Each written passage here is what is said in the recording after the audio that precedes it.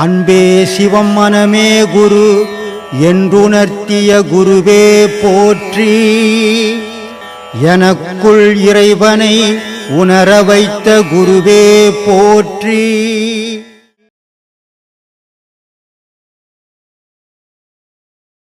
நிம்மதி இருக்கட்டும். நீ யாருன்னு தெரிஞ்சுக்கணும். நீ எப்படி இருக்கிறன்னு தெரியுமா? நீ என்னவா இருக்கிறன்னு தெரியுமா? தெரியாது. இப்போ தெரியாது. உனக்கு எத்தனை பாடம் வாங்கியிருக்கிற? ஏமா 2 வாங்கிக்கிற. இப்போ தெரியாது. 4வது பாட்டில் நீ எப்படி இருக்கிறன்னு தெரியும். ஏன்னா நான் என்ற பொருள் ஒளிமயமாக இருக்குது. என்னவாகுது? ஒளியாக இருக்குது. ஒளின்றது நன்மையை தரக்கூடியது. அப்போது இந்த பௌர்ணமின்றது நன்மையை தரக்கூடியது. எல்லாத்தையும் தெரியும். வெளிச்சம் தானே எதையும் பார்க்க முடியும். வெளிச்சம்னா எதுவும் தெரியாது. கல்லில் வைக்கிறோமா, முள்ளில் வைக்கிறோமா, காலைன்னு கூட தெரியாது. அப்போ வெளிச்சம் வேணும், நம்ம வாழணும். அப்போது நமக்குள்ளே ஒளி பெருகணும். ஒளி பெருகணும்னா அந்த ஒளி நாளில் தான் இந்த பாடத்தை உபதேசம் கொடுக்கணும். இருளில் கொடுப்பாங்க. இருளில் யார் கொடுப்பான்? தீமையை செய்கிறோம். மாந்திரிகவாதி அமாவாசையை கொண்டாடுவோம். நமக்கும் அமாவாசைக்கும் சம்மந்தமே கிடையாது. பௌர்ணமிக்கு நமக்கு தான் சம்மந்தம். உன்னுடைய ஆன்மா பிரகாசமாக இருக்குது. ஆனால் இப்போ அறியல. நீ அறிகிற காலம் வரும். அதே மாதிரி வானத்தில் வர நிலவு பிரகாசமாகுது. அந்த நிலவு இல்லைன்னா நம்ம இங்கே யாரும் உயிரோடவே இருக்க மாட்டோம். ஆத்மாவணங்க சாமி. நான் ஐயா கிட்ட வந்து 2015 வாங்கிட்டு இருக்கேன். என் பேர் செல்வம், திருவண்ணாமலேருந்து வந்திருக்கேன். இன்றைக்கி வந்து குரு பூர்ணிமா. ஆலகால நீளம் உண்ட அம்மை உம்மை பாகனே, அங்கமெல்லாம் அரவம் உண்ட ஆதிமாய ரூபனே, ஜீவனை சிவமாக்கிய சிவகுருநாதனே, சிவகுருநாதனே சிவசுப்பிரமணியனே, அமுது கடையும் போது அதில் உருவான ஆதியே நித்யானந்த ஜோதியே. என்கிட்ட நித்யானந்த ஜோதின்னா அவங்க அப்பா அம்மா வச்ச பேர். ஆனால் இறைவன் வச்ச பேர்னு கேட்டால் சர்க்குரு நித்யானந்தன் பேர். ஏன்னு கேட்டால் இன்றைக்கி குரு பூர்ணிமான்னு கேட்டால் 84,000 கோடி ஜீவராசி இருக்குது. அதில் வந்து பாம்பு நிறைய வகையான பாம்பு இருக்குது. ஆனால் ஏதோ 1000ல் ஒரு பாம்பு தான் நாகமணி இருக்கும். தன்னுடைய விஷபாகத்தை சேர்த்து அமுதமாக ஆக்கி அது வந்து மாணிக்கமாக ஆக்கி வெளியே எடுத்துகிட்டு போயிட்டு ரிட்டர்ன் எடுத்துகிட்டு வரும். அது எல்லா பாம்புக்கும் கிடைக்குமானா கிடைக்காது. கோடியில் ஒரு பாம்புக்கு மட்டும்தான் கிடைக்கும். அந்த மாதிரி நம்ம சிவனை பார்த்தது கிடையாது, பெருமாளை பார்த்தது கிடையாது, எவனையும் பார்த்தது கிடையாது, எந்த சித்தரையும் பார்த்தது கிடையாது. ரமணர், ராமகிருஷ்ணன், அவன் இவன் எவனுமே பார்த்து கிடையாது. நமக்கு தெரிஞ்ச ஒரே குரு, நான் பார்த்த குரு, ஞானம் அடைஞ்ச குரு, உலகத்துக்கெல்லாம் ஜோதியான குரு என்னுடைய குரு பிரம்மஸ்ரீ நித்யானந்த சாமி மட்டும்தான்.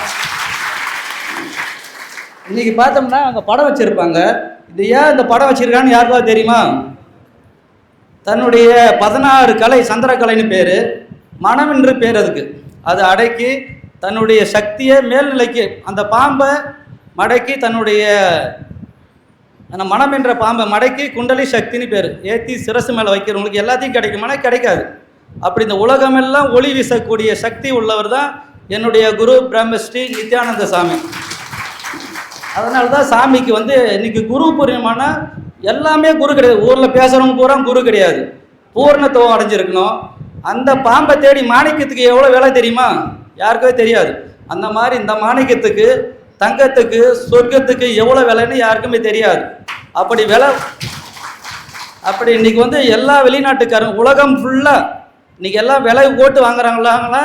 இந்த பாம்பு ஞானம் பொக்கிஷம், அந்த பொக்கிஷத்தை பார்க்க வராங்க, விலை போட்டு வாங்க வராங்க.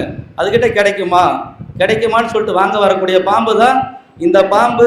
நாகமணிக்கு சமமானது, ஈசனுக்கு சமமானது, கடவுளுக்கு சமமானது. அவருக்கு மட்டும்தான் நம்ம கூடவே இருந்து பூர்ணத்துவம் அடைந்த ஒரு நாள் குரு பூர்ணிமா நாள். இந்த சப்த ரிஷி, அந்த ரிஷியும் பார்த்ததே கிடையாது. அதெல்லாம் சும்மா நம்மளா புலிவீடு கிடக்கிறது தான். நம்முடைய ரிஷி யாருன்னு கேட்டால் இவர் தான். நம்மளுக்கு சிவன் யாருன்னு கேட்டால் இவர் தான். குரு யாருன்னு கேட்டால் இவர் தான். என் அப்பா அம்மா யாருன்னு கேட்டால் இவர் தான். சொல்ல மாட்டேன், எவனையுமே சொல்ல மாட்டேன். எனக்கு அப்பா அம்மா யாருன்னு கேட்டால் சொல்ல மாட்டேன். ஏன்னா பார்த்தது கிடையாது, அதெல்லாம் போயிட்டாங்க.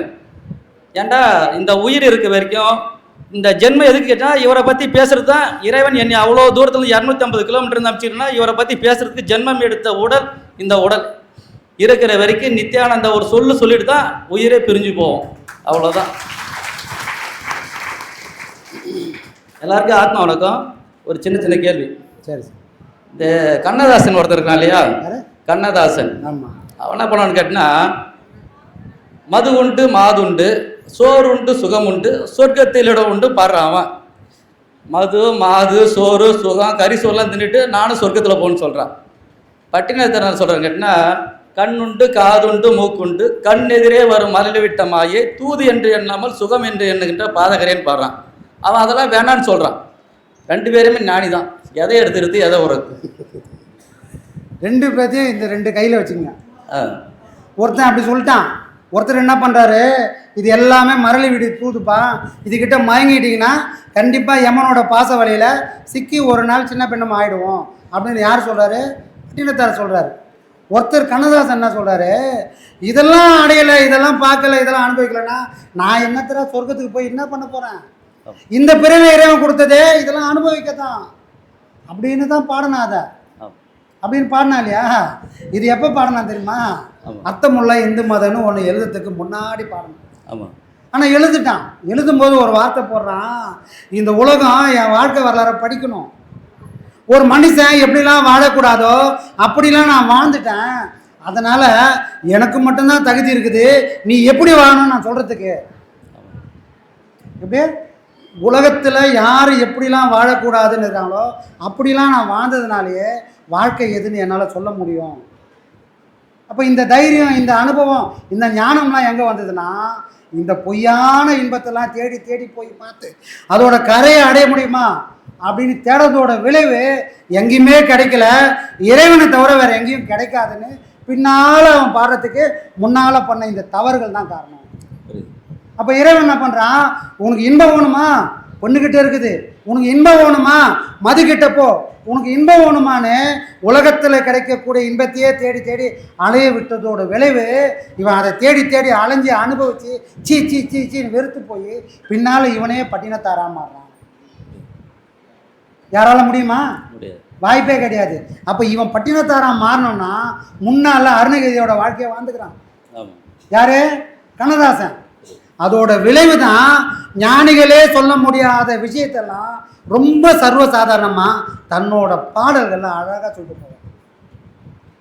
கல்லிருக்கும் தேரைக்கெல்லாம் கருணை செய்த தெய்வம். அந்த தெய்வம் எப்படியாப்பட்ட தெய்வமா? கல்லில் தேர வச்சுக்கிறான். அதை வாழறதுக்கு யாரா காசு காத்து கொடுத்தா? அது எப்படி வாழுது? அது சோறுக்கு எங்கே போச்சு, தண்ணிக்கு எங்கே போச்சு? பஞ்சபூதத்தோட துணை இல்லாமல் ஒரு கல்லுக்குள்ளே ஒரு தேர உயிர் வாழுது. இது யாரோட துணையால் வாழ்ந்துனுக்குது? அப்போ அதுக்கு உயிர் கொடுத்தவன் எவன்? யார் கேட்குறா? கண்ணதாசன் தான் பண்ணான். அதே பெண்ணு பித்தனா இருந்த அதே கண்ணதாசன் இப்போ ஞான பித்தனா பாடுறான். சாமி, கல் இருக்கும் தேரைக்கெல்லாம் கருணை செய்த தெய்வம், கனி இருக்கும் வண்டுக்கெல்லாம் துணை இருந்த தெய்வம். கனிக்குள்ளே வண்டு இருக்குதுப்பா, அதுக்கு துணையாக இருந்தவன் யாரு? கேள்வி கேட்குறான். அறிவுல கலகத்தை உண்டு பண்ணுறான். யாரு யாரு யாருன்னு கேட்டு அவன் வேற யாரும் இல்லை, இறைவன் தான் அவனாக இருக்கிறான். முன்ன யாரை தேடி போனா, இப்போ யாரை தேடி வந்திருக்கிறான்? முன் வாழ்க்கை அருணகிரியோட வாழ்க்கை, பின் வாழ்க்கை பட்டினத்தாரோட வாழ்க்கை தான் கண்ணதாசனோட வாழ்க்கை தான். இது ரெண்டுமே அர்த்தமான வாழ்க்கை. இந்த ரெண்டு வாழ்க்கையிலே இந்த உலகத்துக்கு பாடத்தை கொடுத்துக்கிறான் இறைவன். இது ரெண்டுத்தையும் பார்க்கணும். ஒரு பக்கம் மட்டும் பார்த்தோம்னா முகம் சுளிக்கிற மாதிரி இருக்கும். ஆனால் அவனோட இன்னொரு பக்கம் இருக்குது. அவன் இந்த உலகத்தை ஒரு குழந்தையோட தன்மையிலேருந்து பார்த்தான். ஒரு குழந்தைக்கு என்ன இருக்கும்? இப்போ நாம் என்ன பண்ணுவோம்? நம்ம கையில் என்ன காசு இருக்குதோ அதுக்கேற்ற மாதிரி செலவு பண்ணுவோம். கையில் காசு இருந்தால் ஒரு கடைக்கு போவோம், கையில் காசு இருந்தால் ஒரு பொருள் வாங்குவோம். குழந்தைக்கு அந்த கவலை இருக்குதா? பார்த்ததெல்லாம் ஓணுவோம். அந்த பாவனையில் உலகத்தில் வாழ்ந்து 50 வயசானாலும் அவன் குழந்தையாகவே இருந்து செத்து போனான். சார், இப்போ ஒரு குழந்தையாகவே 50 வயசுக்கு இருக்க முடியும்னா அவன் ஞானம் அடையாமல் இருக்க முடியுமா? இருந்திருக்கிறான். எதுக்காக? உலகத்தில் எப்படியும் ஞானத்தை அடைய முடியும்னு இருக்கணுன்றதுக்காக உலகத்தில் இறைவன் உருவாக்குறான். சாமி, கண்ணதாசனோட வாழ்க்கை ஒரு ஞான வாழ்க்கை. சரிங்களா? சாதாரண வாழ்க்கையே கிடையாது.